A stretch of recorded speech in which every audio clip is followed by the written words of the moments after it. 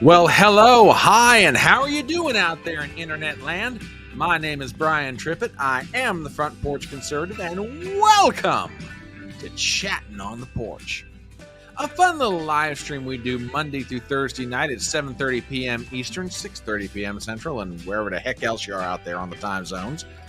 When we get together, we talk about the news, we give our views, we share what we think about it all, and we try to figure out all the world's problems, or at least offer our solutions for what we think the world ought to do, which kind of goes back to what my mom and dad used to say. If everybody would just do what we tell them to do, the world would be a whole lot better place. They convinced me they were right. I'm not so sure they convinced everybody else in the world, but what can you do? We are on Rumble, we are on Twitter, and we are on that quaint little alternative social media platform known as YouTube. So if you would, please, pretty please with sugar on it, go ahead and subscribe to my channel on Rumble and on YouTube. And by the way, you YouTubers, I know y'all get tired of hearing me say it, but it does need to be said because YouTube will play games. Please double check your subscriptions. Make sure you are still subscribed. You know, they tend to do all kinds of funny little things there in YouTube land. Strange, those people. Anyway, my name is Brian Trippett. I am known as the Front Porch Conservative. I am sometimes called the wise guy in the wide brim. On occasion, I am referred to as the common man with common sense. But above all else, I am one thing at this moment in time. I am your host. Again, we are on Rumble, we are on Twitter, and we are on that quaint little alternative social media platform known as YouTube. So please subscribe. Please hit the thumbs up. Please hit the bell for notifications. Please leave some comments. Please share the link around. I know, I'm so needy. I'm terrible that way. Awful, I say. Do all those fun little things that help us grow this channel, and believe me, your contributions most certainly have been helping to grow this channel. I cannot thank you guys enough for everything that you are as a part of Fedora Nation. It is so good to have you guys here tonight. Oh my goodness, it feels like an eternity since we've been together, at least in a one-on-one setting anyway. Tuesday night, we had the High Harlot stop by, the inestimable Mike Harlow, who, by the way, if you're not subscribed to Mike Harlow's channel, what the heck's the matter with you? You are totally missing out. Mike is a genuinely cool dude. He is just an amazing fellow. He had a fantastic interview the other night with Josh from the Disaffected podcast, and just that was a good 2 hours, 3 hours of just absolutely fun conversation. So subscribe to Mike Harlow, genuinely one of the best dudes out there in the interwebs. Also, Wednesday night, and I got to give a big old thank you to Tracy Barkley, who had me on her channel, Gen X Marks the Spot. And we had a very healthy discussion about what's going on in the Middle East, particularly the history behind the conflict between the Israelis and the Palestinians, and no doubt that is absolutely one of the biggest things going on in the world today. And Tracy absolutely knocked it out of the park. She was fantastic. So go over to her channel. You can check out my appearance over there. And by the way, if you want to be my agents out there, feel free. If you got live streamers and podcasters who you think I'd be a good fit for them, hey, drop my name to them. I'll be happy to come on their channel. Now, don't harass them, don't whatever. But if they happen to say, hey, who do you think I ought to get for a guest? You can be like, well, I know this guy, and he's actually smart, funny, handsome, witty, great conversationalist. Just very humbly point out all my good points. Anyway, no, I want to thank Tracy. She is an absolute doll baby. And just really great content creator. If you're not subscribed to her channel, give her a sub. She's just absolutely wonderful. She really is. And by the way, speaking of content creators, I see him lurking around over on the Rumble side. Next Thursday night, and I got to double check my time. Yeah, it was 7:30. We agreed to 7:30. Chris from the Morning Mayhem channel is coming on here for a discussion. I can't wait to talk to him. I want to get into things like, his background, how he got into social media, where he's going. We'll talk a little politics. We'll talk culture. We'll talk a bunch of things. That's next Thursday night, 7:30. Chris from the Morning Mayhem channel is coming on, and I'm looking forward to talking to him. I hung out briefly in his live stream the other night, and he had some couple of fellows there I was familiar with. Third Rallify, who's a Canadian, and he's another guy I want to get on the channel somewhere in the near future. So, Chris, if you happen to talk to him before I do, tell him I'm looking for the old scoundrel. So, and then a good friend of I'll call him a good friend of mine, Daniel Clancy out of Australia. Clancy is one of those cats that he kind of reminds, I don't know quite how to describe him. He reminds me of a bass player in a band, the guy that's wearing the sunglasses and he's standing just do. That's the way I envision Clancy. Just a good guy. And I got to hang out on Chris's channel for a little while before I had to call it a night. But Chris from the Morning Mayhem is coming over here. Oh, Third Rallify is in the house. Message me, brother. I want you on my channel for an interview. DM me. My DMs and Twitter are open. Message me. I want to set something up. I want to talk to you. So there you go. Yeah, absolutely. Get a hold of me. Oh my goodness. Oh, everybody's starting to fill in the house. We got a nice little crowd setting up. All right, let's see who's here so far. We'll start on the Rumble side. Good evening, Fedora Nation, says Chris from Morning Mayhem. Third Rallify says, you really don't want that. Yeah, I do, Sean. I want you to come on the channel. If I didn't want you on the channel, I wouldn't give you the invite. So get a hold of me, dude. Absolutely, I want you on here. Let's see who else is here. TBA's in the house. The Wingnuts are represented. Howdy, Fedora Nation. Well, howdy to you. WWG1's here. Good evening, all. Let's see who else have we got here. Joe, 56984. Hello, folks. Well, hello, Joe. Glad to have you here. All Wingnuts are present on account. Well, now we need Zippy. We're missing Zippy, but we gotta have Zippy. Oh, goodness. Well, all right. What else have we got here? Let's see. Midmo's in the house. Good to have you here, Midmo. And good evening, Miss Gypsy. Mwah. I had to wash my eyes out with holy water. Oh, you are such a tease, Ruben. We're going to get to that story. Trust me. And if y'all want to, what? Just chill out. We'll get there. Gotta say hello to some people. All right. So you checked your subscription. All right. That's good. Good evening, Lana. Mwah. Love you, darling. I rung your bell and not even a homo. And just when you thought we weren't going to go right down to the gutter. Thank you, Robert. Let's see. Oh, you play bass. Very good. Very good. Small Time is here. Rhonda, prayers for you, Ron. And prayers for everybody down in Florida right now. Bless their hearts. Bless their hearts. TBA says, where's Zippy? Did he go over to YouTube? Yeah, disavow. Well, let's see. I had a Lib Michigan troll. Belted in. Oh, my goodness. Uh-oh. Married a bass player, huh? All righty then. Let's see. My house made it through Milton okay, though. Oh, that's good. That's good. Good to hear. Y'all need Jesus. Well, trust me, I got a story here in a little bit going to make you wonder somebody don't need Jesus. Whoo, man, let me tell you something. I mean, this woman did one of the dumbest things that I think I've seen done in a while. And to say that about a Democrat is doing something. When a Democrat does something dumber than I've ever seen before, that is doing something. So absolutely. Goodness me. All right. Good to have you guys here. As per our norm, we will start off with the Merry Memes section of the show. And for those of you who are watching this live stream for the first time, you're like, what the heck are you doing? The Merry Memes section of the show is something that we try to do in a very lighthearted sort of way to, give everybody a chance to laugh. Because Lord knows in these times which we find ourselves, it's very hard to laugh at things. And God bless the meme makers all across the internet who are providing us with all kinds of glorious content to smile and share and laugh about with each other. And to that end, we'll go ahead and get started. So I have a joke for you guys. What happens when you take the LGBTQ community, a Christmas tradition, and The Sopranos and mix it all together? Well, folks, you kind of get the following. I'll just leave this one stay right here for your edification. And let me tell you, Paulie Walnuts was always one of my favorite characters from The Sopranos. There you go. There ain't no fucking way that whole Siberian orchestra is trans. Yeah. Paulie may be right. He was a very sharp capo for Mr. Soprano. That's all I can tell you. There you go. TBA says the memes will help get us through all this BS. That and a prayer, my brother. That and some prayer. Absolutely. Absolutely. Ah.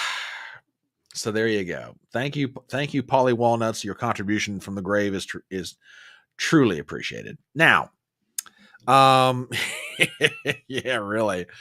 Yeah, it's a very astute observation from Polly Walnuts. Absolutely. Okay. A little bit of Hurricane Milton. As you know, it's a very serious situation. A lot of destruction. In some cases, some death. However, there is a dispute that has arisen. Yeah, I'm from West Virginia. I know how to speak the English language. There is a controversy that has arisen as to this particular hurricane that has rolled through the state of Florida, because there are some who would argue that it has been misnamed. As a matter of fact, there was something of an argument that took place between Governor Ron DeSantis and President Joe Biden. However, I think they have worked out a solution to the problem, and the solution was worked out in a fairly intelligent manner. I mean, after all, Ron DeSantis is a very articulate man, and he gave the president some very good reasons, and the president came up with what he feels is a very wise solution to the problem. So, here you have a situation where DeSantis is laying out his argument, and Joe comes up with the solution to what you should have named it. So, there you go.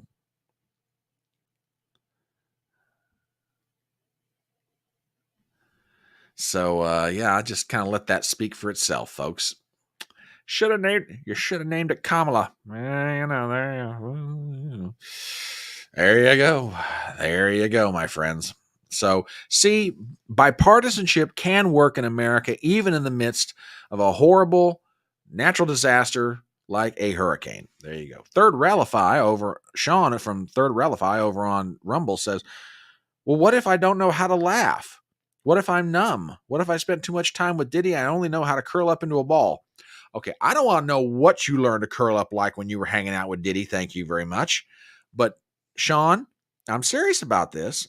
Get a hold of me. I want you to come on the channel. I mean, look, Chris is willing to risk, internet life and limb by coming on the electronic front porch. I promise I'll be nice. We'll try to laugh. If you need to rant, I'll let you rant. But get a hold of me. I want you to come on the channel. I'm serious. So there you go. All right. TBA says Hurricane Kamala. Way too many Ks. Well, you might be right. Good evening, sir. The professor's in the house. The inestimable Christian Watson. Good to have him here. Let's see. What else have we got? Yes. Ever since Kamala Harris jumped in the presidential race, everybody has been trying to figure out certain things as it relates to her speech pattern. And not just her speech pattern, but where she gets some of her, shall we say, phraseology. Because there's a certain repetitiveness to what she does, which you kind of expect that from any politician, because they're trying to drive home a message that they want to stick in the minds of voters. And I give Kamala Harris this. She is very consistent with her message. But people have been trying to figure out for the longest time, where does she get some of the phrases that she uses in her speech, or some of the themes that she tries to inject? Well, it turns out that after some very serious scholarly work, there have been linguists who have figured out finally where it is that Kamala gets a lot of her ideas and speech pattern from. And it turns out it's from a source much older than you might expect, the Bible. Now, I know you might find that shocking. You might find that shocking indeed. However, if you go back very carefully and read certain texts of the early books of the Bible, particularly Genesis, you'll find exactly some of the things that Kamala Harris uses in her speeches. I mean, for example, when God spoke with Cain and said, "Where is your brother?" Cain's response was, "First of all, I grew up in a middle-class household." So now we finally get it. I mean, Kamala is drawing her inspiration for some of these speeches from the Bible. Who knew? You know, little did we realize that Cain's answer to God would somehow serve as the text for some of Kamala Harris's appearances in the press and some of the speeches that she's given. So, you know, wonders will never cease. Truly, this is a season of miracles. Seabass says, how convenient.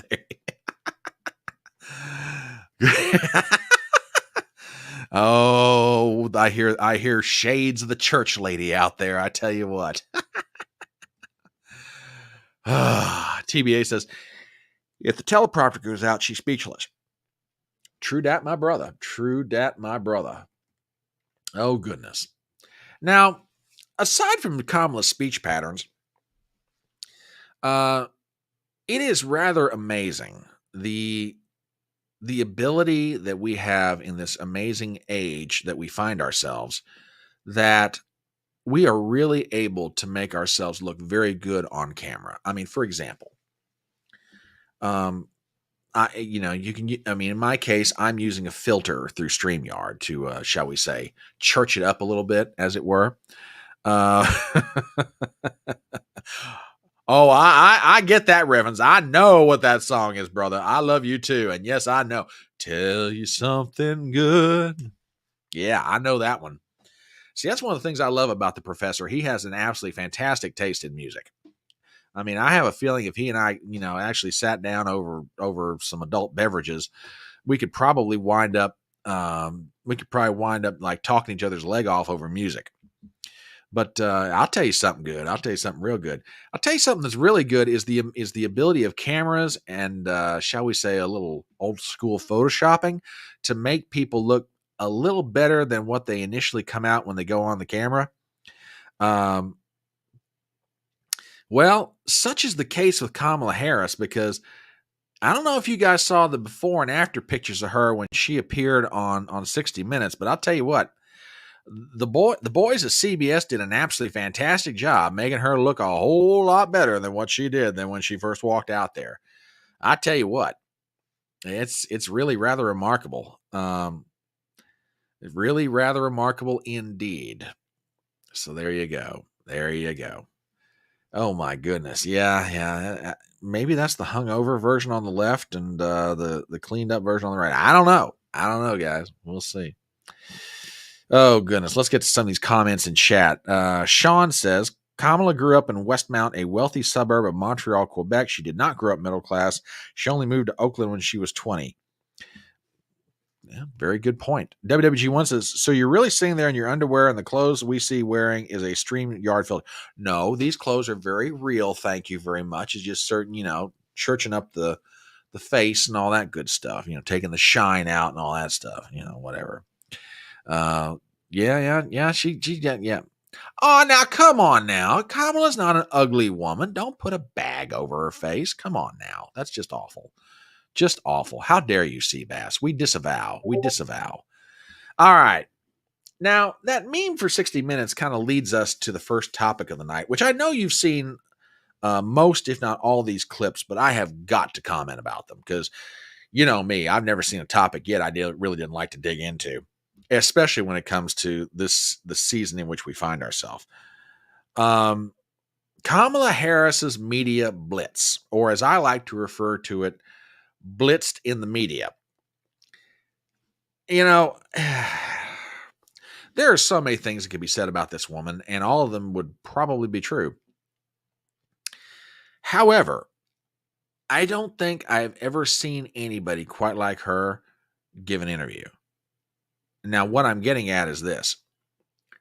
I don't expect every politician who sits down with a member of the press to be the second coming of Ronald Reagan or Winston Churchill or Margaret Thatcher. Name the world leader that you might have admiration for, or even Bill Clinton, etc., Barack Obama, whatever. I do expect them to actually demonstrate a level of competence that, even though you may not agree with them, when you come away from the interview, you think to yourself, all right, I don't agree with you, but I understand where you're coming from. I can't even say that about Kamala Harris. Now, I can just hear some of you lefties out there right now, okay? Y'all are, oh, there he goes again, damn front porch conservative. He's bashing a woman. He's bashing her because she's a Democrat. No. I would say this, Democrat, Republican, liberal, conservative, I don't care, okay? She can't talk. No, well, let me rephrase that. She can talk, she just can't communicate. And the answers that she gives to questions are now starting to become her undoing. And I'll come back to that theme in a minute. So I want to start with a couple of clips. Again, most of these you have probably seen. The first one is from her appearance on 60 Minutes with Bill Whitaker. Now, we took a look at a couple of these the other night on Monday, and the interview hadn't aired yet. I thought it already had. I thought they'd done it for 60 Minutes. No, they did it for a Monday night special. And Bill Whitaker has been at CBS for a very long time. You know, very seasoned reporter. He's a gentleman in his early 70s. So he's been around the block. He's covered a lot of news over the years. Now, whether you agree with him, don't agree with him, that's not the point. I'm just saying that to set it up to say, this guy's been around the block. He knows what he's doing. And when he wants to, he can do a really good interview. He's been on a correspondent with 60 Minutes for years. And interestingly, Bill Whitaker, according to reports, is one of Kamala's preferred reporters. In other words, if she knows she's going to go on a particular network or a particular show, she's like, hey, could I have this person do the interview? Can I do the interview with this person? Now, whether or not that was the case here with 60 Minutes and CBS, and they called it, the Kamala Harris campaign called up 60 Minutes and said, hey, would Bill be willing to sit down with the vice president? I don't know. But it turns out he did the interview. He didn't yell. He didn't scream. He didn't whatever. He just very simply took her apart. And if you want to see a couple of clips that demonstrate this, I got them for you. This one has to do with the subject of immigration, okay? And I want you to watch this. I'll stop it if I need to, as all.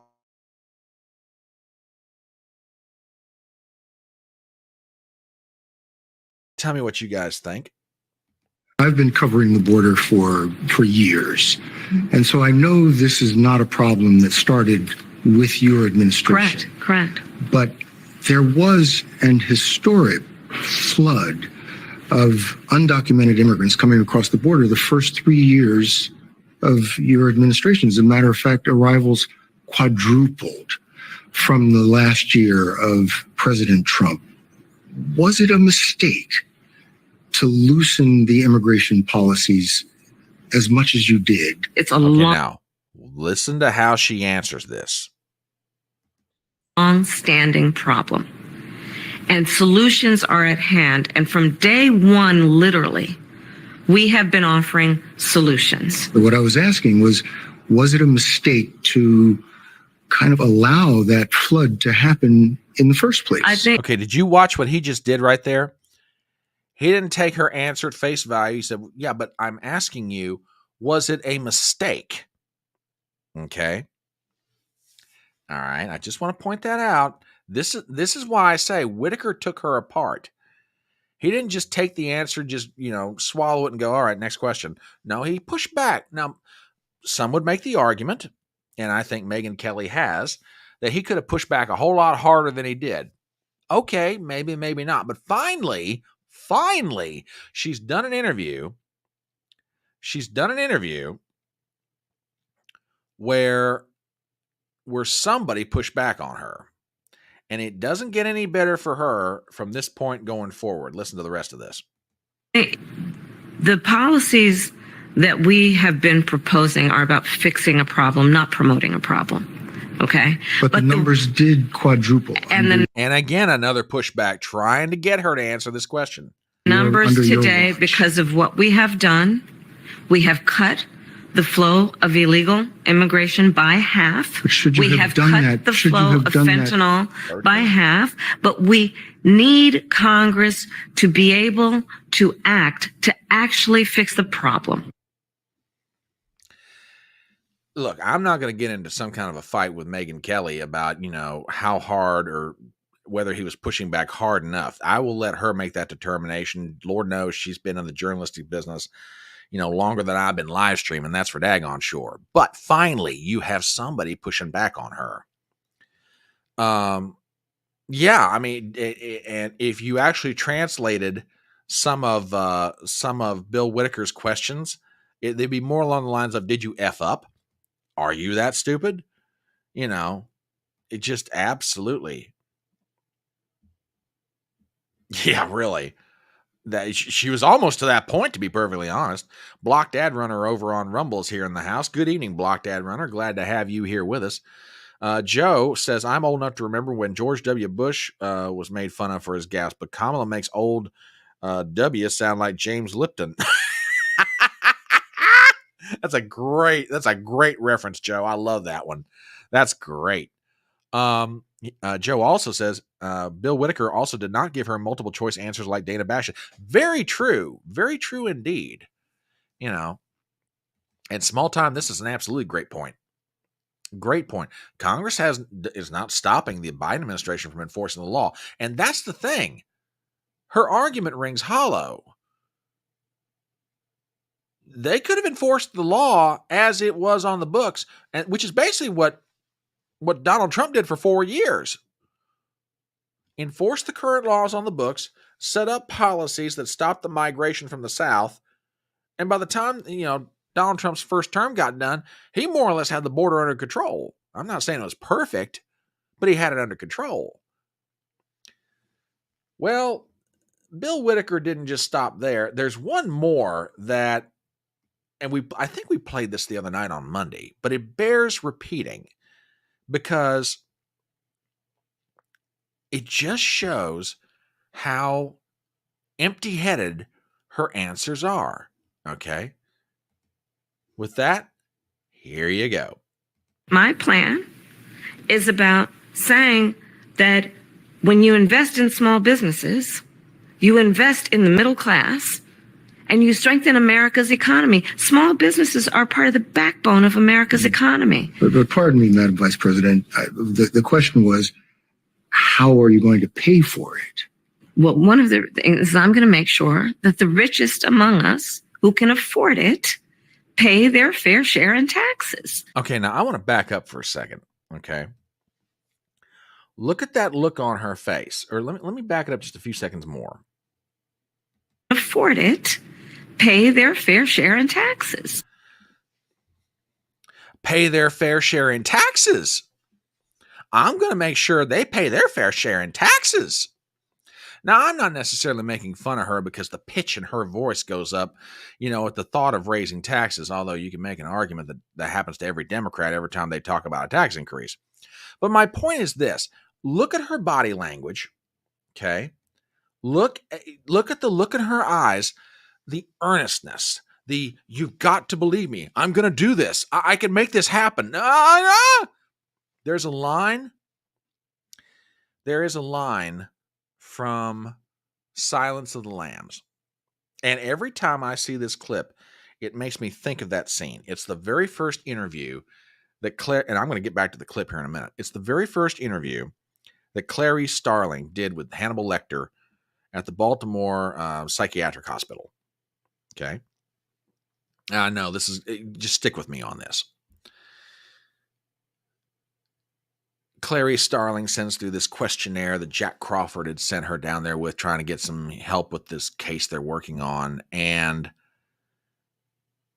and Lecter, being as smart as he was, looks at it and says, "Oh, Agent Starling, you going to try and dissect me with this blunt tool?" And Clarice Starling stammers. And the next thing that Lecter says is, "You're so ambitious, aren't you?" That right there is exactly what I'm talking about. That's the ambition. The earnestness, you've got to believe me. I'm going to do it. I'll make it happen. I'm going to raise taxes.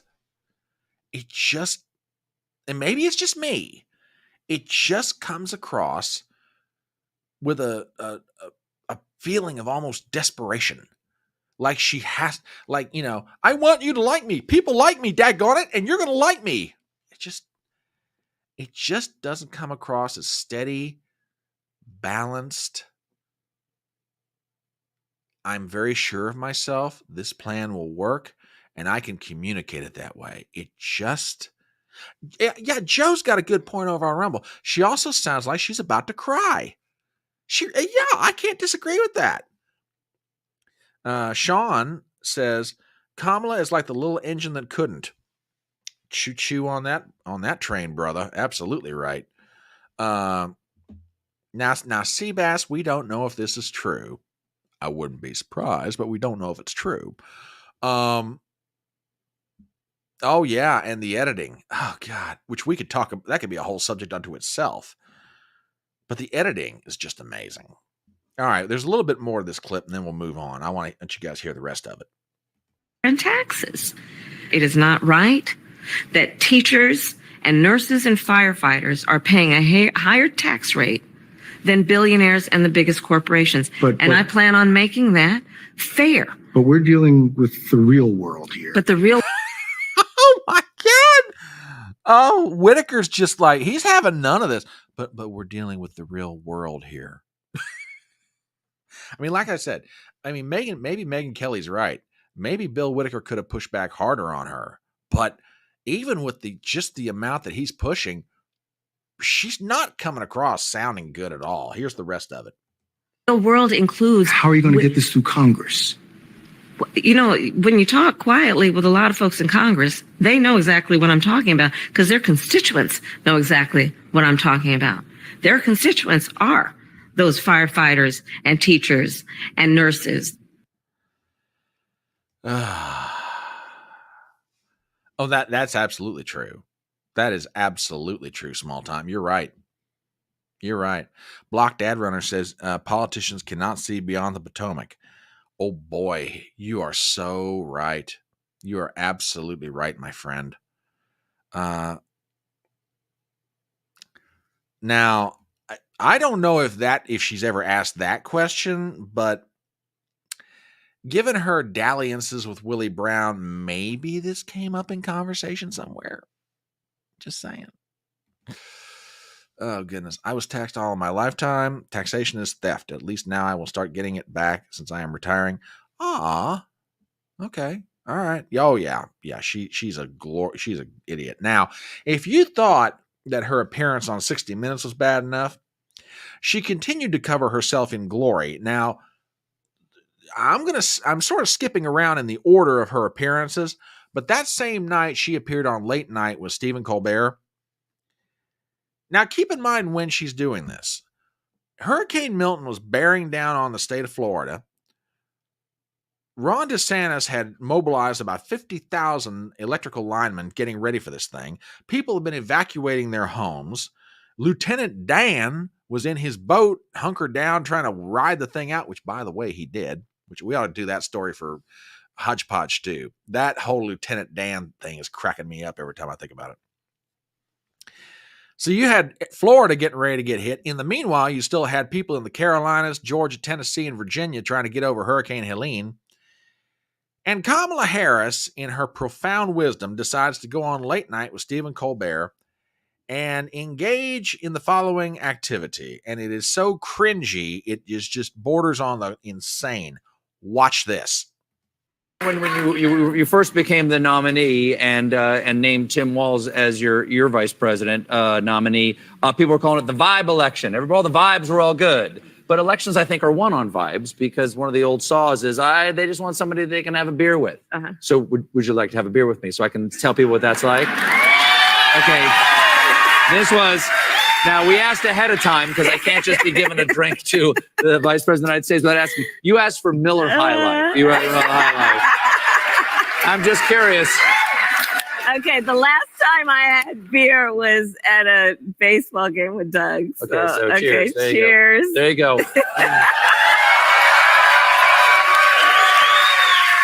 Ooh. That tastes like the beautiful city of Milwaukee, the Wisconsin. Champagne of beers. There you go. Yeah. Oh, Gypsy, honey, you are so spot on.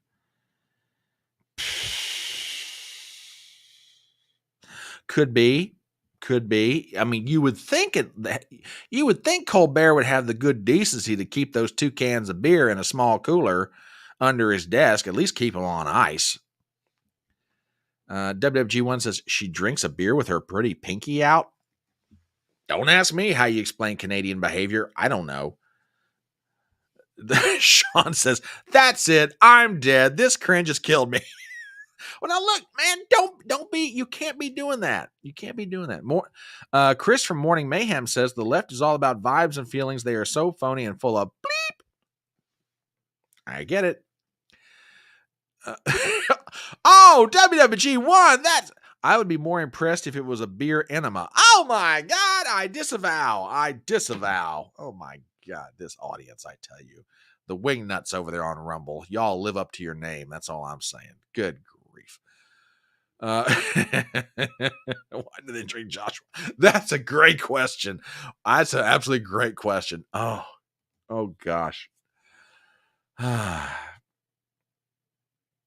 Really? No, that's right. That's right. W didn't drink. As far as I know, Obama didn't drink either.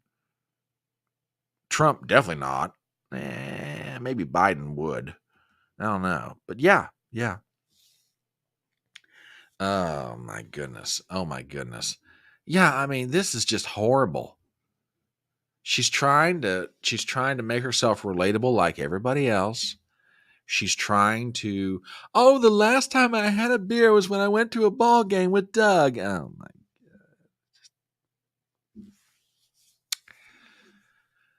God. Then my friends, is the coup de grace. The one thing she did that absolutely, in basically 20, no, not even 20 seconds, 18 seconds, undid her campaign. Her appearance on The View. Folks, I have never seen a candidate step on a landmine almost like she was doing it on purpose.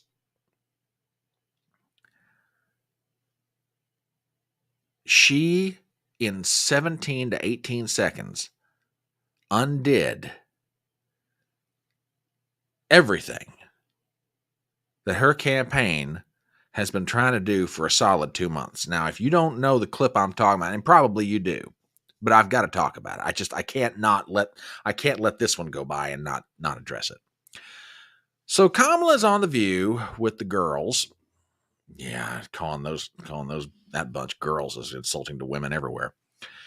So she's on The View, and Sonny Toston gives her a question that, frankly, after 2 months of being the presidential candidate, 4 years of being the vice president, a year of being a candidate on her own for president, a United States senator, an attorney general for California, and a prosecuting attorney for San Francisco, Kamala should have enough political instincts to realize you better have an answer prepared for this one. Instead, she took 17 seconds and completely blew up her campaign. And if you have not seen the clip, you will understand what I'm talking about when you watch this. Well, if anything, would you have done something differently than President Biden during the past 4 years? Okay. Now, let me stop for 1 second before she gives this answer. If anything, would you have done something different than President Biden in these last 4 years? Now, you know that her advisors have told her this question is going to come up. They probably told her this 2 months ago when she got in the race. Because let's be honest about it. Kamala's got to do the worst form of a tightrope walk that you've ever seen. She somehow, on the one hand, she's got to convince everybody that she's a different kind of Democrat. She keeps using the phrase, I'm a new page. I'm a new generation of Democrats. I'm a breath of fresh air. I'm the turning of the page. I am, whatever analogy that she chooses to use. That's the message that for 2 months, she and her campaign have been trying to convince everybody of. She's a new Democrat. She's not tied to Joe Biden. She's not part of his policies for the past 4 years and everything else. While at the same time, she's got to be able to appease the base of the Democrat Party and convince them that she will be the continuation of Joe Biden's policies, of Joe Biden, everything he's done so far in 4 years, because they are heavily invested in Joe Biden, if for no other reason, not because they love him, but because for 4 years they've been getting all kinds of policy wish list stuff out of him. Green New Deal, continuation of sanctuary city policy, undoing border policy, whatever, okay? The left has been treating Joe Biden like he's the slot machine. They've been pulling his arm, and every time they do, cherry, cherry, cherry, here comes the cash. So she's got to convince everybody she's not Joe Biden, and she's got to convince everybody that she's the continuation of Biden policies all at the same time. That is a hell of a job to have to do. I don't care how skilled a politician that you are. The problem is it's almost impossible to do, even for the most gifted politician. And I assure you, Kamala Harris is not the most gifted politician. So you know that this question, she knows this is coming. All right.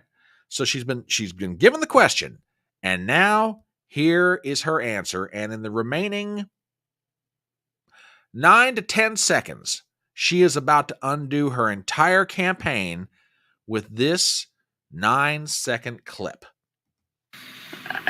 There is not a thing that comes to mind in terms of, and I've been a part of most of the decisions that have had impact. I'm done. And what did Donald Trump do when he heard that answer? Well, I'll just finish the clip. Donald J. Trump, and I approve this message. All right, I want to play this one more time, start to finish, and then I'm going to get into this. Well, if anything, would you have done something differently than President Biden during the past 4 years? There is not a thing that comes to mind in terms of, and I've been a part of most of the decisions that have had impact. I'm Donald J. Trump, and I approve this message.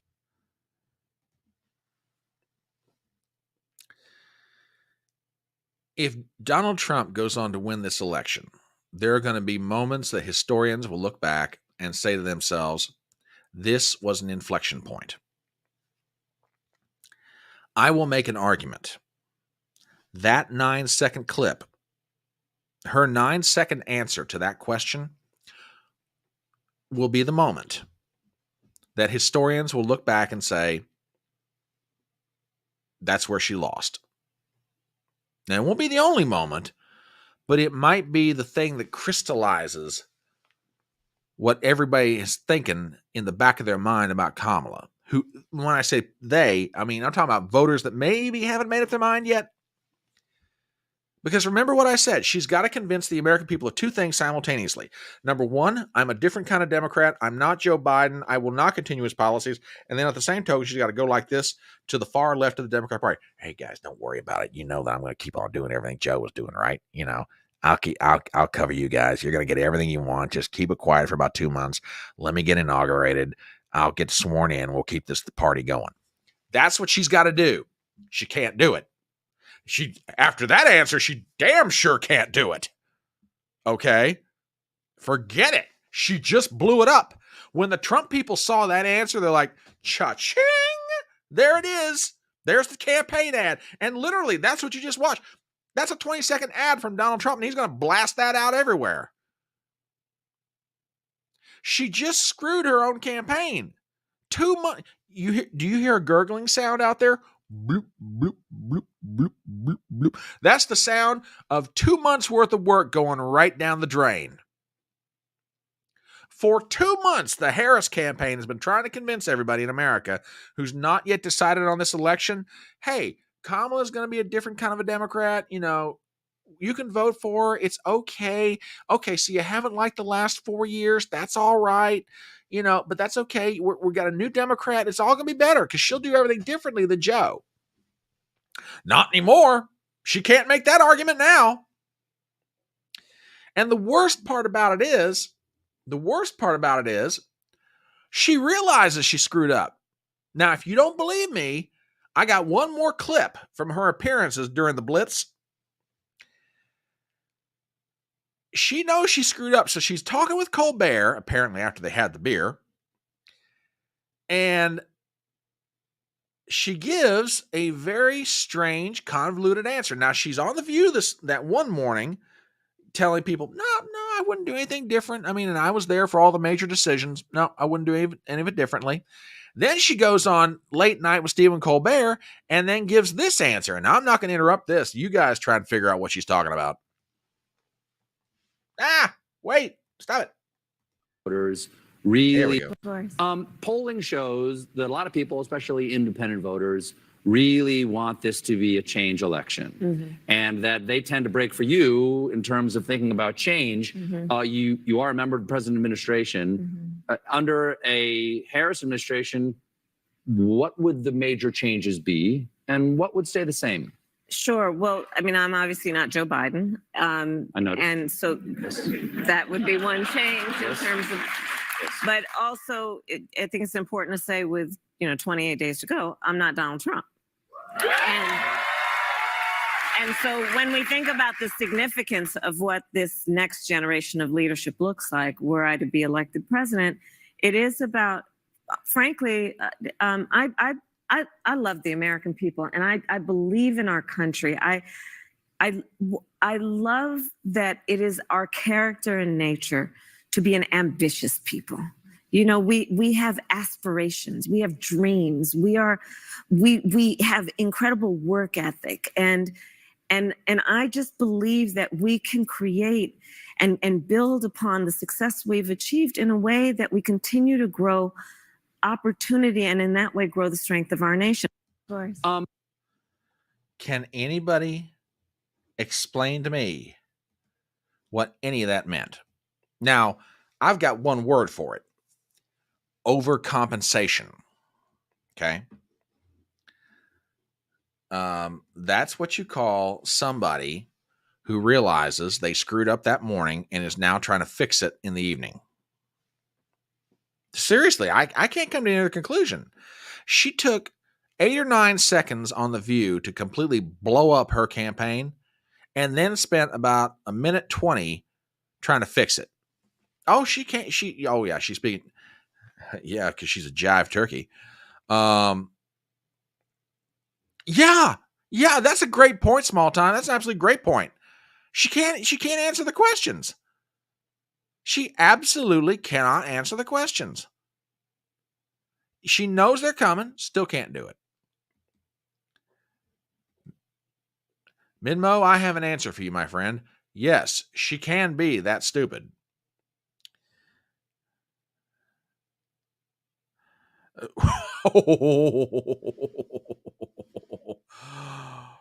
Ooh.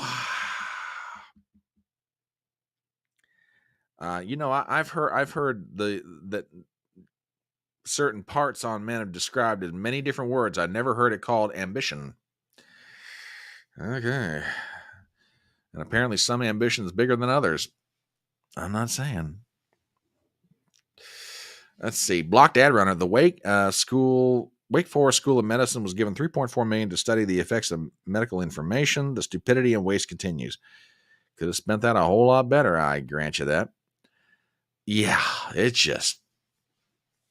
And in the midst of all this, I'm not saying that things are we're a long way from being over, people, but I'm pretty sure right now this is an accurate summation of how Donald Trump is feeling right now.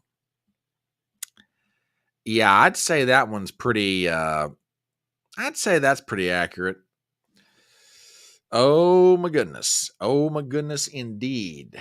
Now, you sit there and you start to say to yourself, okay, so this is her on TV. What is this doing inside the Democrat Party? I'll tell you here in just 1 second. But before I do, let me do a real quick public service announcement /commercial / please subscribe to my channel. advertisement. If you are watching this live stream and you are coming here maybe for the first time and you're like, dang, this guy's good. Who is he and why have I not heard about this fascinating fellow before? Well, let me tell you who I am. My name is Brian Trippett. I'm the Front Porch Conservative, and this is Chattin on the Porch. We get together Monday through Thursday nights, 7:30 Eastern, and we talk about the news, and everybody gets to give their opinion or what they think, and they can tell me I'm full of it, or they can tell me you are the most brilliant man on the internet, which more often than not they do. He says with such humility. We're on Rumble. We are on Twitter. We're on YouTube. So if you're not subscribed to my channel, please go ahead and give me a sub. I would genuinely appreciate it. YouTubers, as always, be diligent. Check your subscription. Let's make sure that YouTube is not accidentally unsubbing you, which a lot of people seem to have that happen to them here. So don't want to see it happen to you. All right. Hit the thumbs up, leave a comment in chat, share the link around, tell your friends all about it. Let's grow this baby into something big, beautiful, and awesome, as we are slowly but surely doing. All right. So Kamala's been appearing on TV. She's been engaging in a media blitz, or getting blitzed by the media, depending on how you look at it. And her fellow Democrats are starting to get very nervous. As a matter of fact, you don't believe me? I got a story here from thehill.com written by Amy Parnes. Democrat nerves are at an all-time high. 2 months ago, even a month ago, they were feeling bullish about Vice President Harris's prospects of defeating former President Donald Trump. Now, with less than a month to go until the election, they're increasingly worried by the number of issues plaguing the Democrat nominee's campaign. On Tuesday, there was grumbling from some Democrats about the vice president's interview on CBS, 60 Minutes. Then there was also concern on everything from the static poll numbers in the race to the vice president's messaging, even her standing with men. Well, I never thought she was standing with men, but never mind. Anyway, not just white men, but black and Hispanic men, which, by the way, I got a piece of information to pass on to you guys about that, which kind of confirms what Amy Parnes is writing about here. Anyway, back to the article real quick. Some of this is perhaps can be chalked up to the normal Democrat nerves ahead of what looks like the closest presidential election in history. Either way, it's nerve-wracking for Democrats. Quote, everything is deadlocked and the composition of the electorate is unknowable, and there are so many things that are unprecedented, said Democrat strategist Jamal Simmons, who served as Harris's communication director until last year.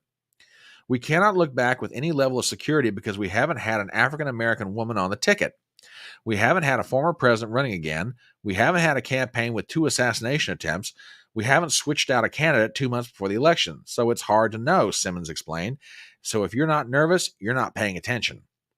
Democrat strategist Anthony Coley, who served in the Biden administration, acknowledged the trepidation, pointing out the stagnant poll numbers in the weeks following the DNC, when Democrats were making comparisons between Harris's campaign and former President Obama's run in 2008.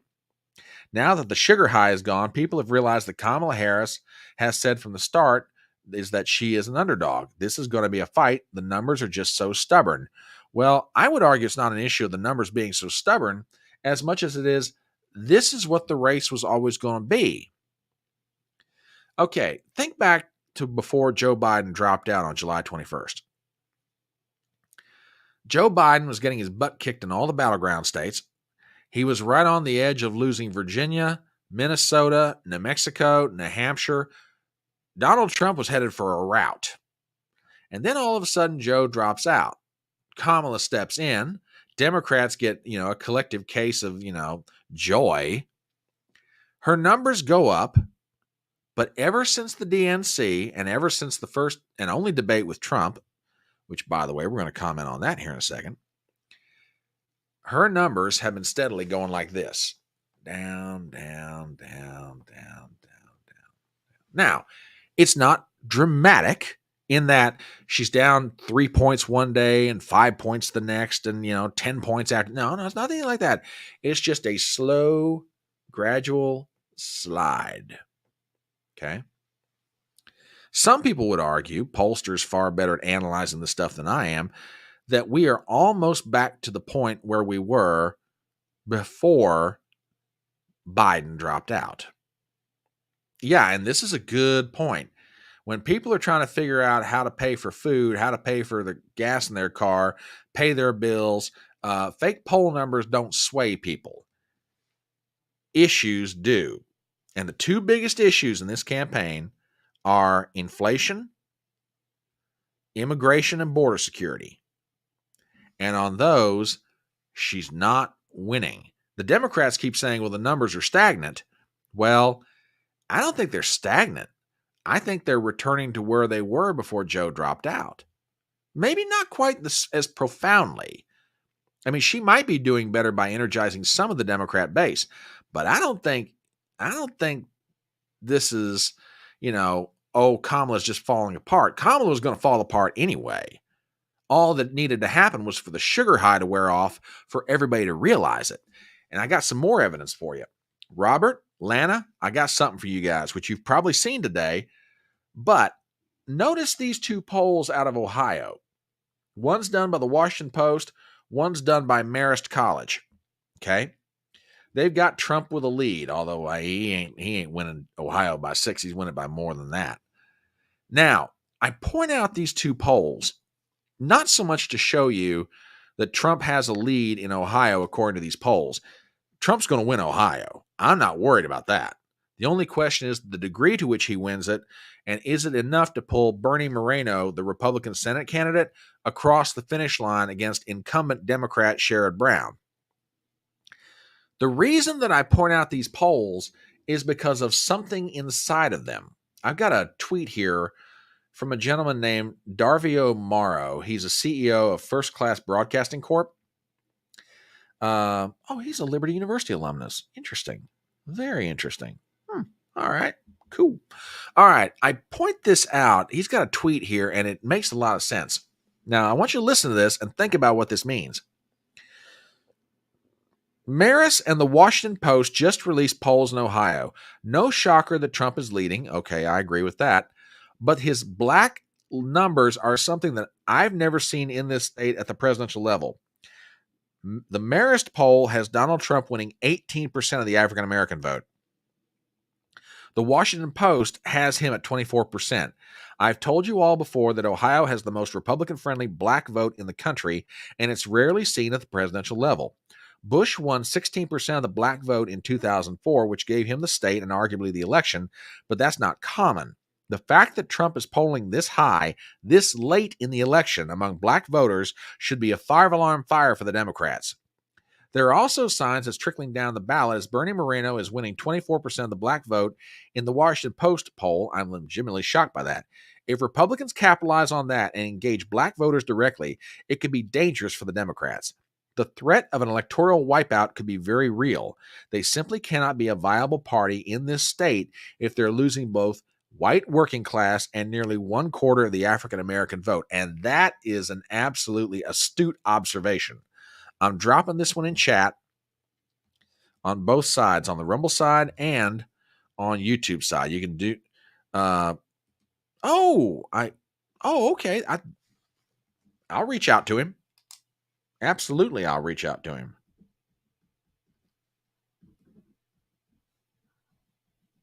Thank you, sir. I will take your recommendation. Appreciate that. So, yeah, Darvio Morrow's got an absolutely valid point here. Now, do I think that Donald Trump's going to take 25% of the African-American vote nationwide? No. It would not surprise me if he took anywhere from 17 to 18% nationwide. Rich Barris is estimating 15%, which, okay, I can kind of see that.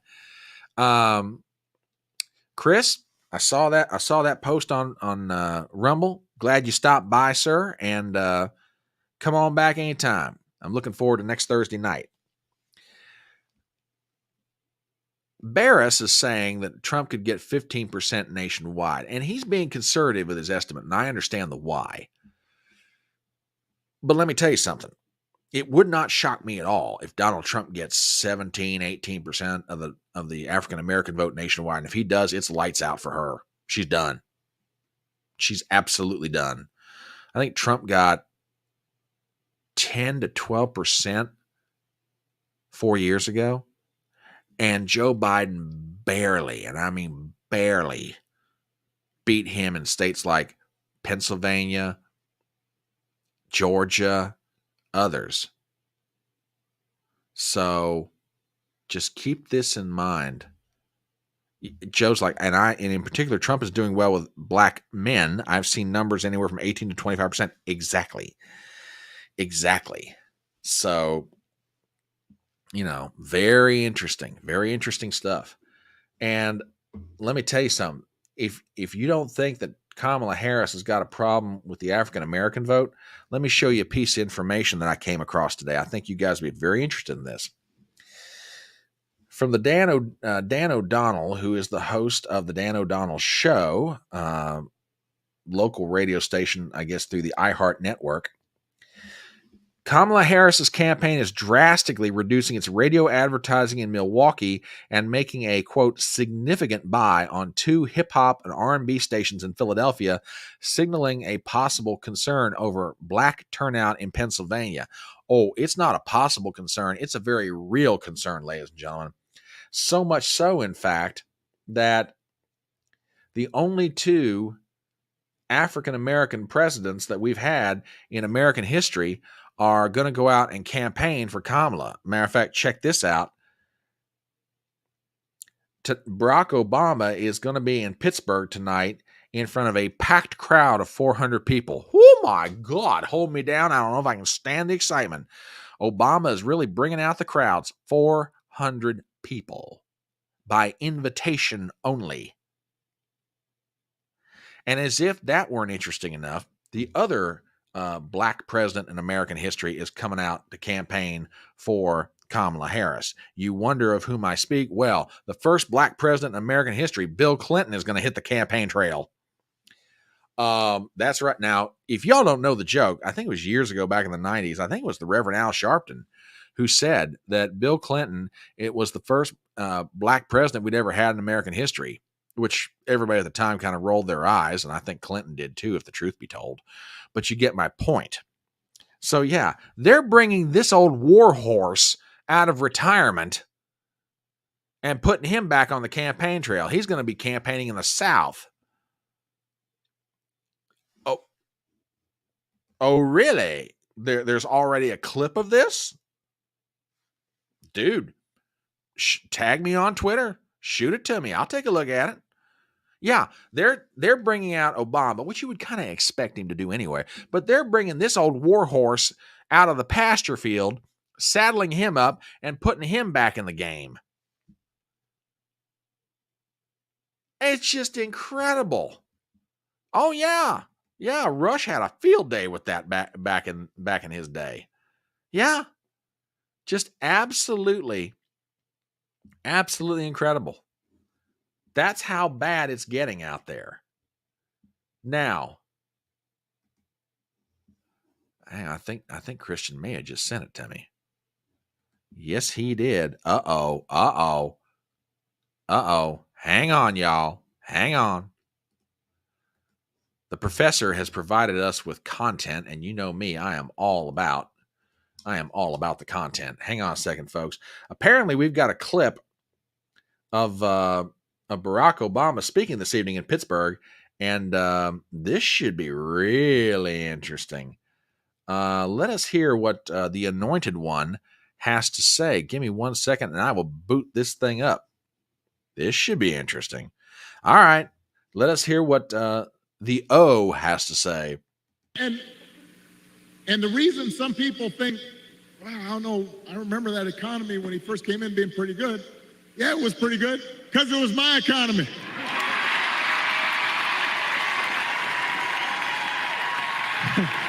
We had 75 straight months of job growth that I handed over to him. It wasn't something he did. Oh, yeah, it wasn't something he did. Yeah. Let's all right. Let's go down memory lane there, oh bumbler. I happen to remember his economy.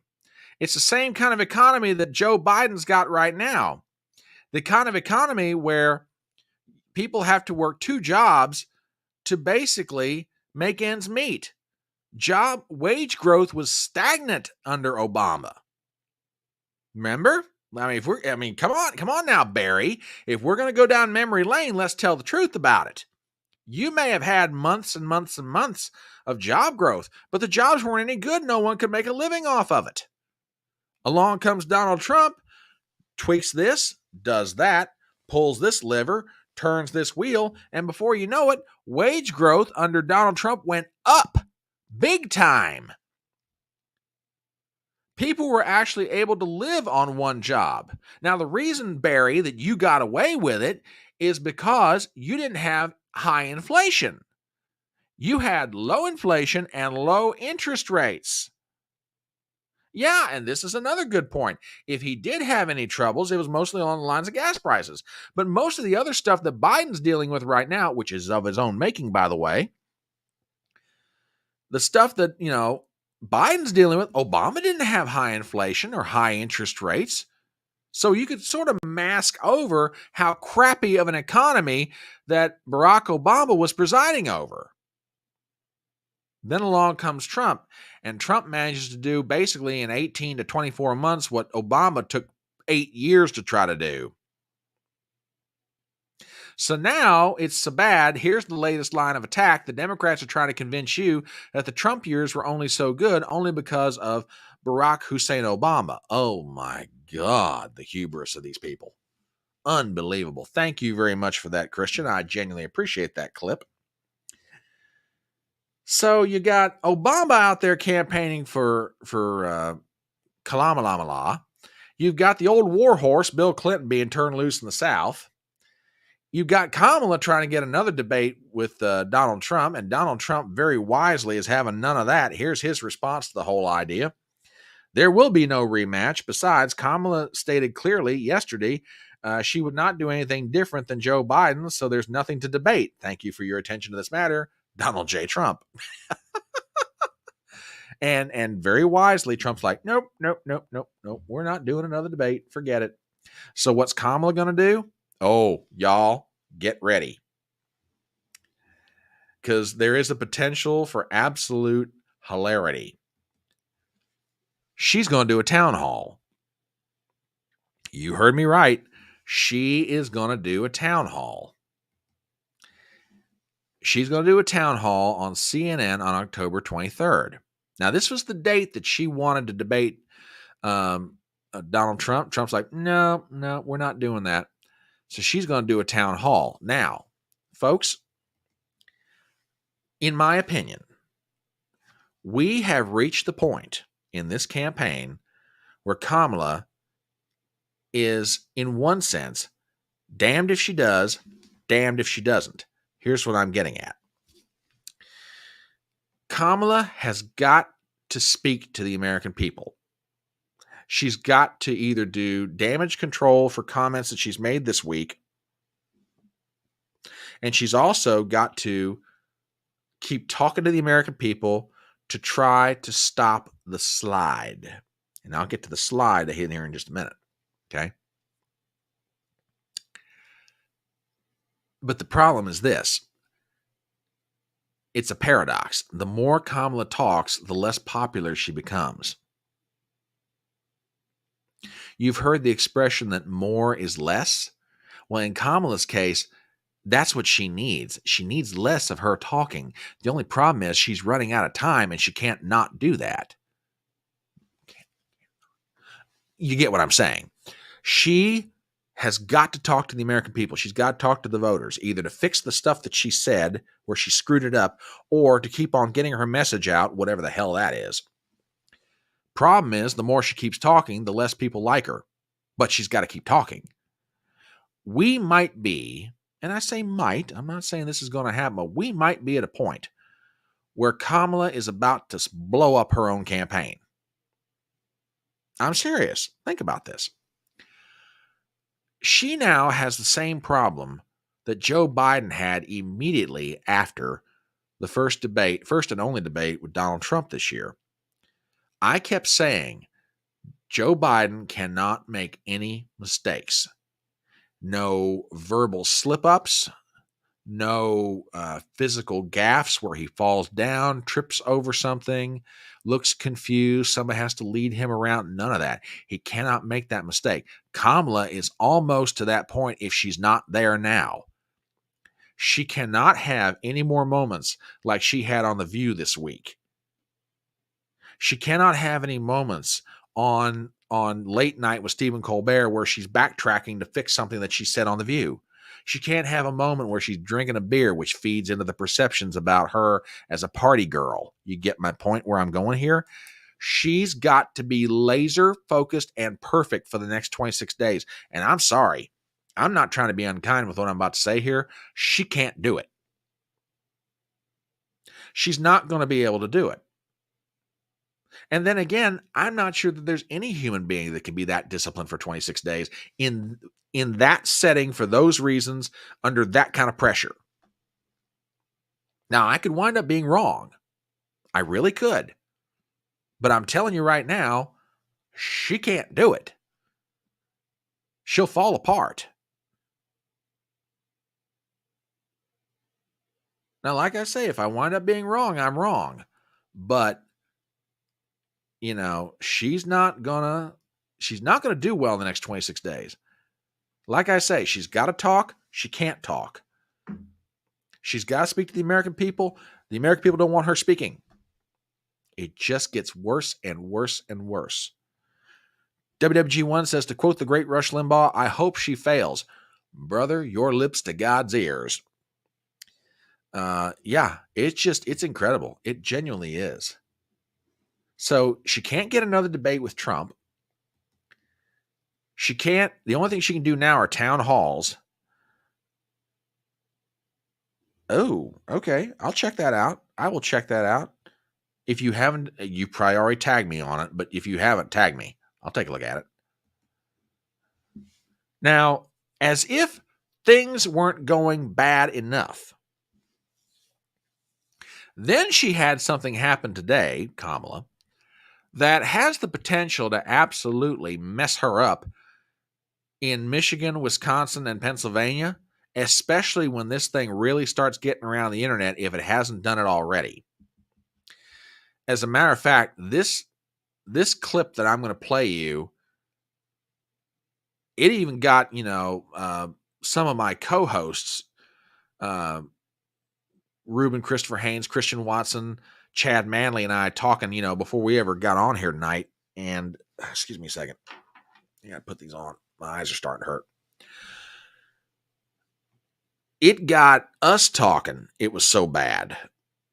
And if you have not seen this clip yet, it runs just about 8 seconds. It's not really, no one even says anything.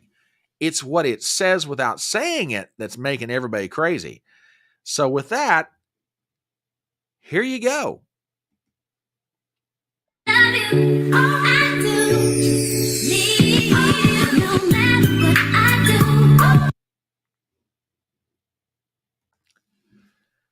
Now, oh yeah, Ruben, I told you I was going to play this clip tonight, brother.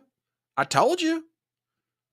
You know me. I try to be a man of my word if at all possible.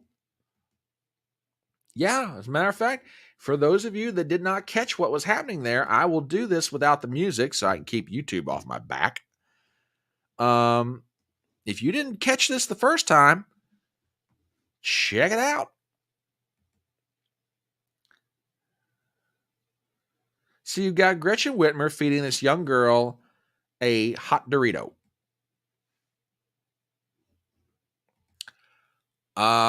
That clip is making its way around social media right now.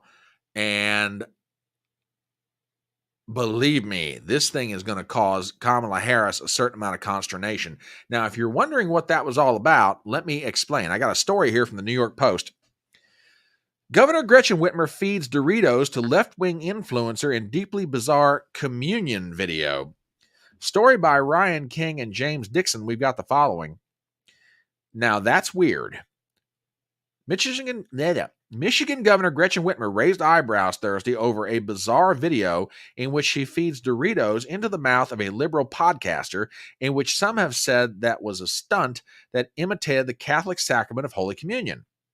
In the short clip, the podcaster posted on podcaster Liz Plank's Instagram account, the lefty influencer was seen on her knees, opening her mouth for Whitmer to place Doritos on her tongue. And here you see the images again.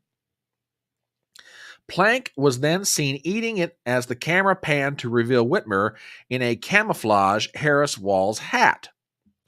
The video is an apparent takeoff on a TikTok meme in which friends feed each other food and stare uncomfortably into the camera.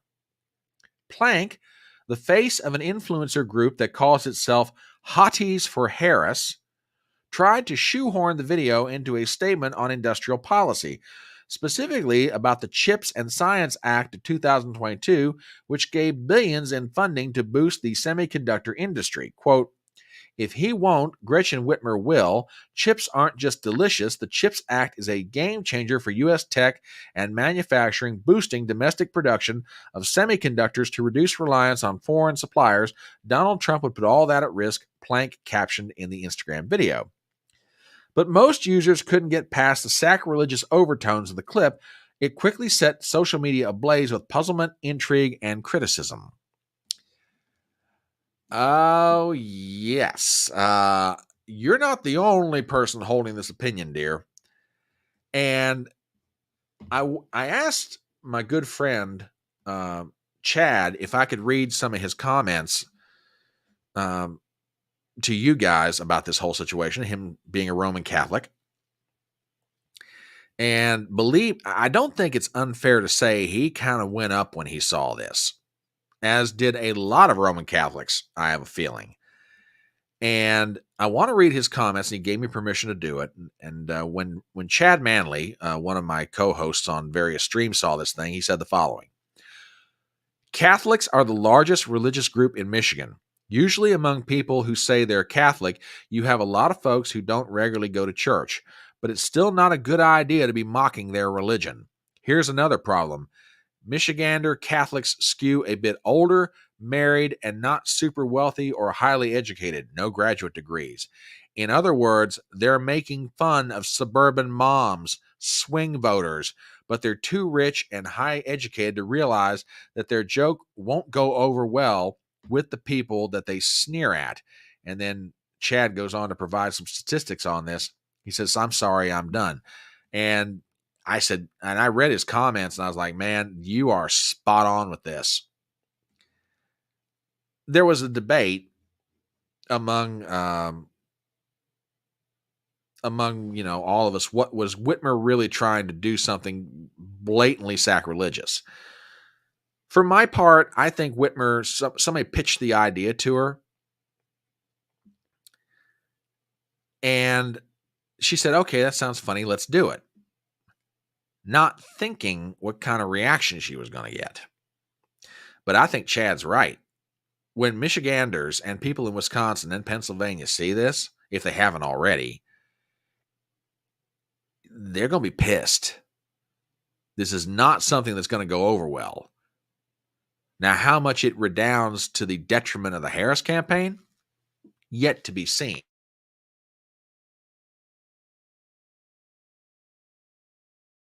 Huge numbers, but at this point, just enough that it's really gonna hurt. And one of my favorite writers, Selena Zito, "Catholics in Michigan, Pennsylvania, Wisconsin have words. The disrespect and the vulgarity of this is beyond the pale." Yeah. Oh, Chai, sorry, dear. We didn't realize that you hadn't seen this yet. Yeah, let me put this back up here one more time. Chai, if you haven't seen this, hang on. Yeah, this was a video that was out today. So just check it out. Here you go. There's a girl receiving a Dorito, a chip, directly from Gretchen Whitmer. Look at that sneer on her face. Look at that. That woman is a soulless monster. That woman has the dead eyes of a serpent. Now, people can get mad at me for saying if they want to, but I mean, look at that. That woman has absolutely no soul at all. Yeah, Seabass, I thought you would have this reaction to it. I really did. WWG1 over on Rumble says, "They put way too much thought into their memes. They aren't spontaneous or funny. Meme by committee." Yeah, that's what they do. Joe says, but JD Vance is weird. Notice how that went away. Ain't that the truth? Ain't that the truth?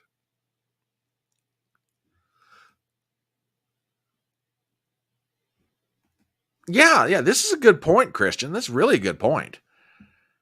Yeah. Yeah, it's a great point. Great point indeed. So yeah, you got all this stuff going on. In the meanwhile, Trump, for his part, he's just cruising right along. The Donald was in Detroit, Michigan today, Motown, to talk about his plan to help out the auto industry. And one part of it is simply this. If you haven't seen this yet, presidential candidate Donald Trump will propose making all interest on car loans fully tax deductible on Thursday, according to excerpts of a speech seen by Reuters ahead of Marks in Detroit. That's going to help. That's going to help. Which, by the way, I've got one clip from that speech in Detroit. We have such fake news. Whoa, Donald, you're not allowed to talk yet. I'm trying to set you up, brother. Just chill out. Chill. Just zip it. Watch it. No. Okay. Outside of Melania, I may be the only person in the world that ever got Donald Trump to shut up. Yeah, and there goes my chance to interview Donald. The Trump campaign just saw that comment and went, nope, hell no, we ain't letting this guy on. We ain't letting this guy interview the president. Forget it. Anyway, so Trump is at the Detroit Economic Club today, and he's giving his speech. And never let it be said that Donald Trump does not bring the receipts. And if you don't believe me, I got to thank Gypsy for this clip. And bless her heart for sending it in. Here's Donald Trump, and this might crack you up a little bit. So check it out. We have such fake news. I mean, I've had a recent thing where, as an example, an Obama disciple named Peter Baker, he writes for the failing New York Times. He wrote a piece about me. And just one of the many things he said that was wrong, but he said that I would go around saying that I was honored here years ago as the man of the year or whatever.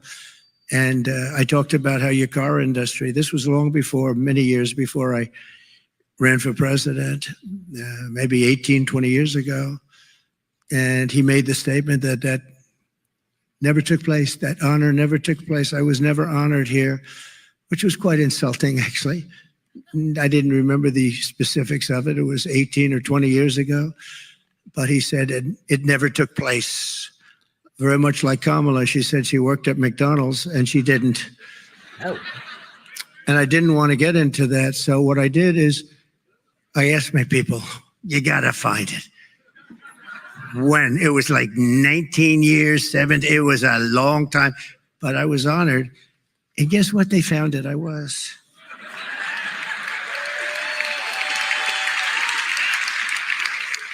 Right here. Nice looking young guy. No, it was a long time ago. So this was in, let's see, this was an update of the article that they originally printed. It says, Oakland County GOP to honor Donald Trump, former president, to speak at upcoming Lincoln Day fundraising dinner. And it says down here, the county party gave Trump the Man of the Year award at the dinner too. And he was honored as Man of the Year. So here's your article right here. Oakland Press, Oakland County GOP to honor Trump. And I have a man in the failing, fake New York Times, disgraceful paper. They ought to be ashamed. They make whatever they say, believe the opposite. Never let it be said that the Donald forgets. Never let it be said. Good evening, Miss Jessica. Oh, my goodness, the lovely and legendary Forest Mommy, the best-looking woman west of the Mississippi Well. Now, see, I'm going to say that about Jessica and get myself in trouble with so many other women that I know west of the Mississippi River. But let me rephrase that. One of the most beautiful women west of the Mississippi River. So if you're not subscribed to her channel, check her out. And yeah, she knew what she was doing. Knew exactly what she was doing.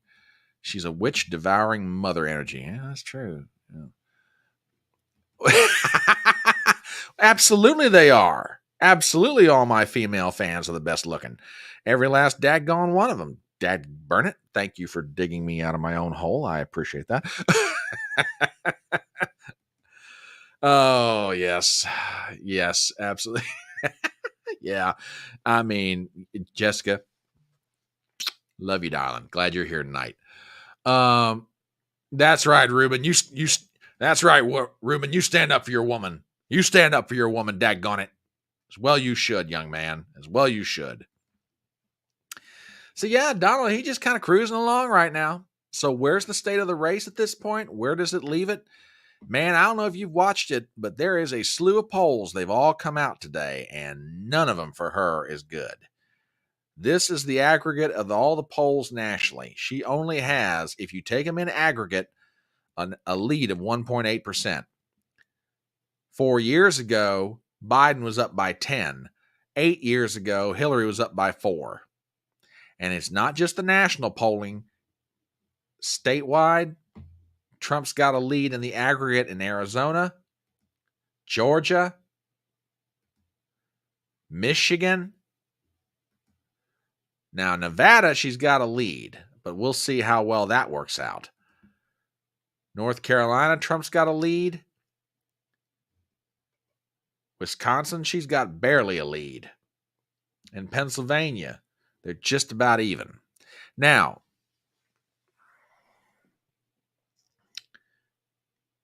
I want to comment for just a minute in the closing moments tonight about what is happening. And you guys are observers of politics. You know how this goes, but it's got to be mentioned because there's two ways that an election can go. Either you can have a slow slide, okay, or do it this way. There we go. A slow slide, or you can have a moment. Okay. Now, what am I getting at? Right now, there is an inexorable pull, a steady pull in the polls toward Trump. It's not some kind of a huge swing where Trump's up by 5 in this poll or 8 points in that poll a week later or 7 more points on top of that. No. It's just a slow, steady movement. Okay? Just slow and steady. That's what's happening right now. It's just slow, it's steady. You can feel the momentum moving to Trump. Okay? Now, I'm not saying that, come election day, he's going to win by 15 points. I have no idea who's going to win. But if I had to bet the money in my pocket right now, I'm putting it on Trump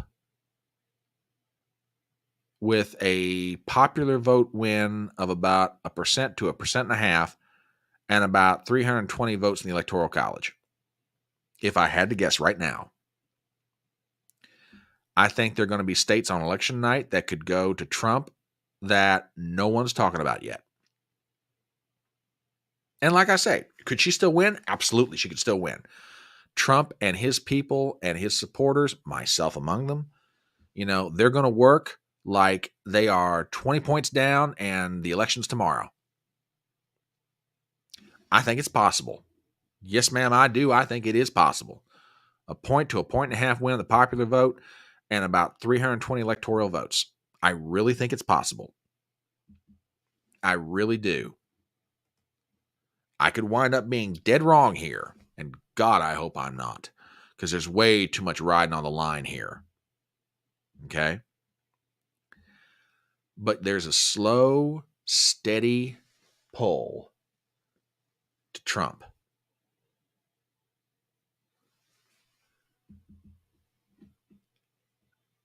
There is also the possibility that going into the last week of the election, you could have the moment, that moment when the bottom falls out.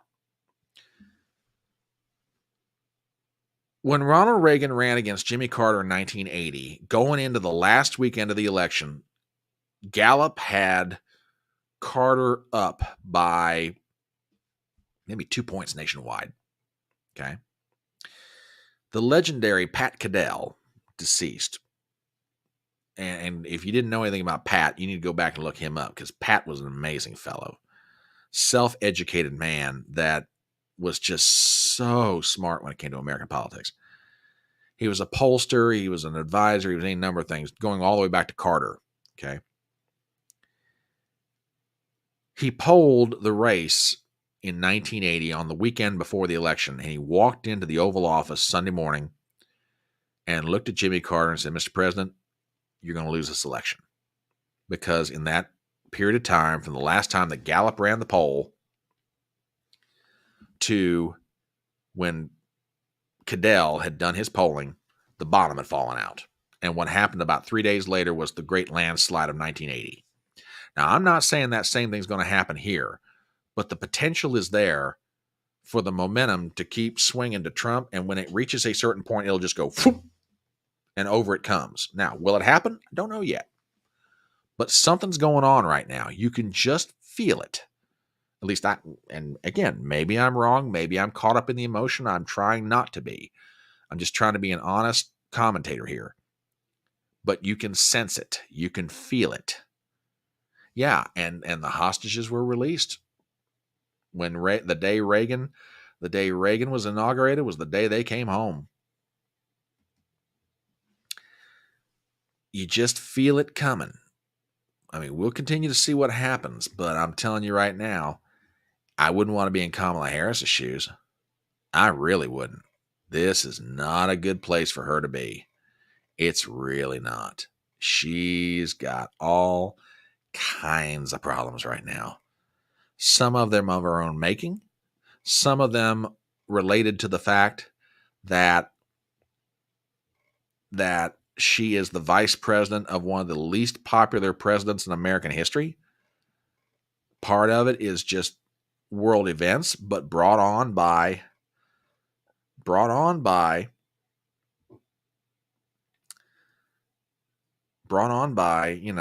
Biden.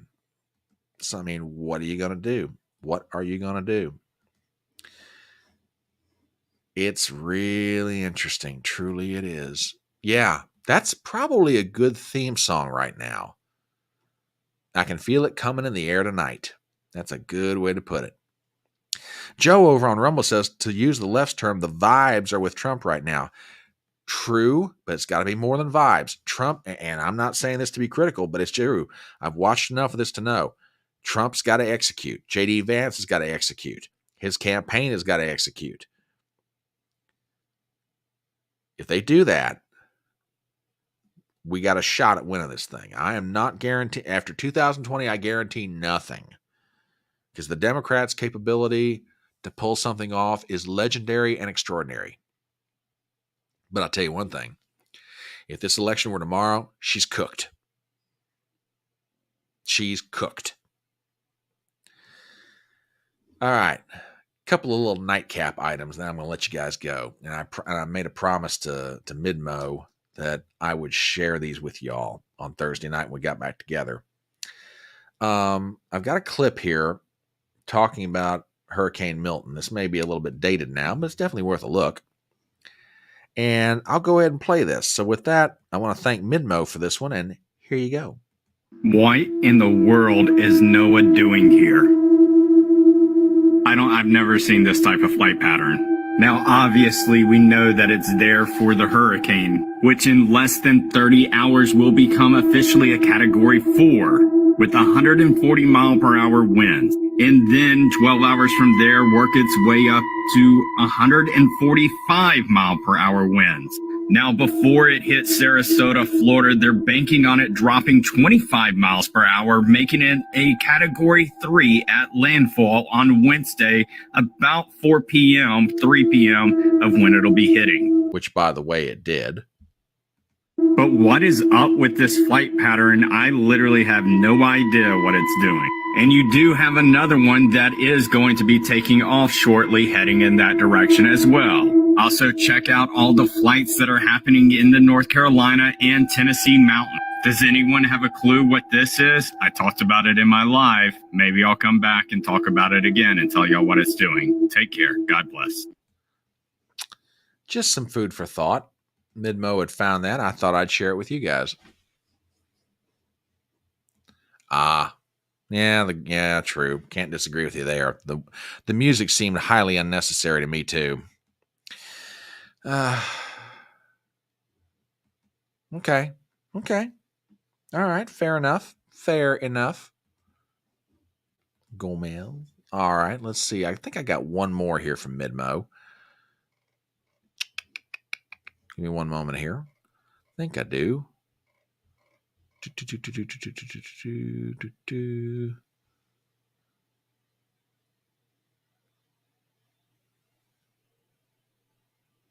Yeah, I'll play this one.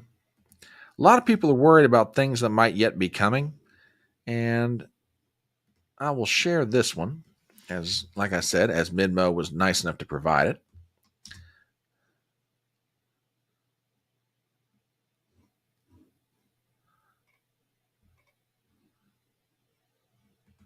Give me 1 second. This one runs about 1:23. So with that, check this one out. What's going on, everybody? Some information that I just want to pass along, give to you guys about FEMA, because a lot of people don't understand how FEMA operates. So FEMA provides training for things that they see on the near future.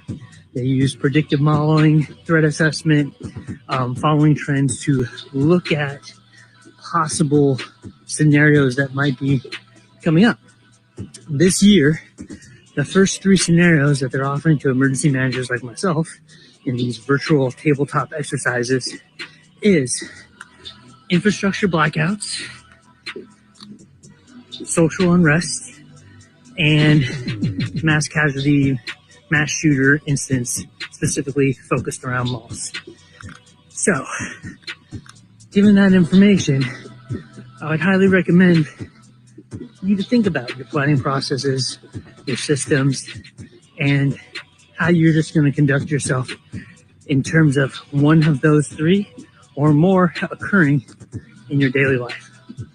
Something to think about, something to keep in mind when you see FEMA putting information out. Hope this helps. Okay.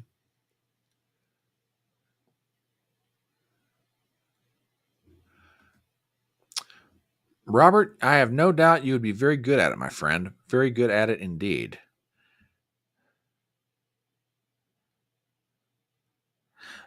Sean over on Rumble says, did we learn anything more about the military helicopters ruining the supply yards that Chinook sent people to the hospital? I have not had a chance to dive into that one any deeper than when I saw the video. So I at this point, I don't have anything on that one, buddy. Cannot tell you.